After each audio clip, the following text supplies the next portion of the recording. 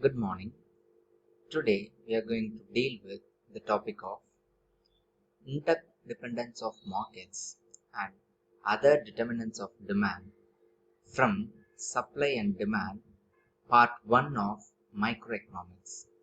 So, interdependence of market basically classifies into two types, that is interdependence of goods and factor market and interdependence of different goods market.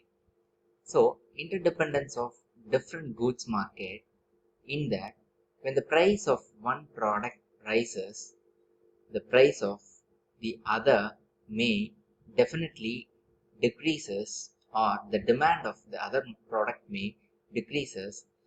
This may encourage the consumers to buy the alternate product for which we prefer to buy. So this in turn will automatically driven up the price of the alternatives, and which also encourage the producers to supply more of the alternate goods. Other determinants of demand.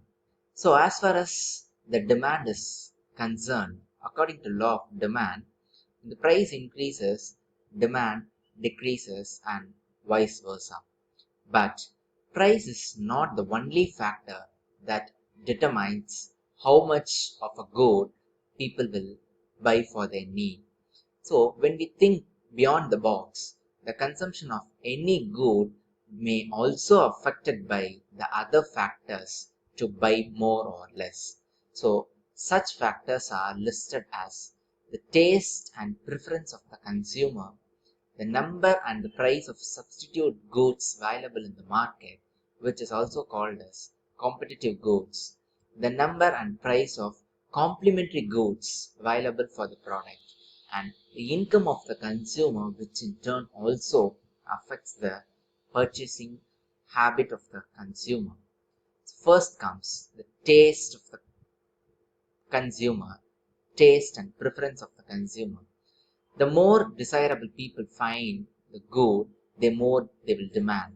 So our taste may probably affected by the advertisement of the product, the fashion, the design, the color, and all the attractive parameters for the product, and the suggestions, our opinions, or the feedback, or the reviews from the friends or the neighbors may also affect the purchase of the product, and the consideration to the health and the experience owned due to the usage of the product also affects the positivity or negativity in buying the product. So next comes the substitute or competitive goods.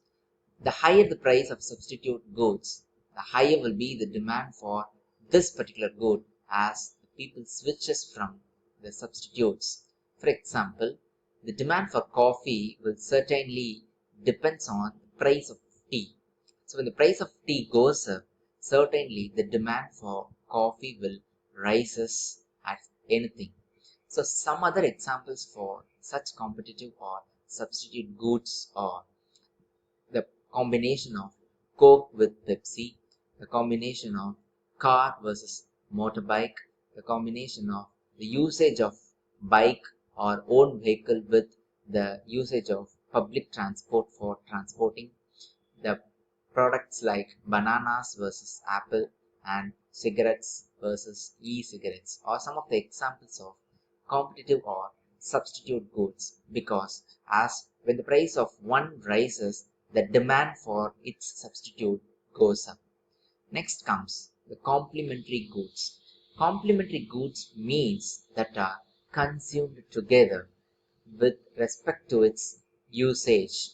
So when we purchase car, it is certain to fill the tank either by petrol or diesel to make the car to use in regular. Similarly, when we buy shoes, the polish are essential thing which is kept on applied for shoes regularly.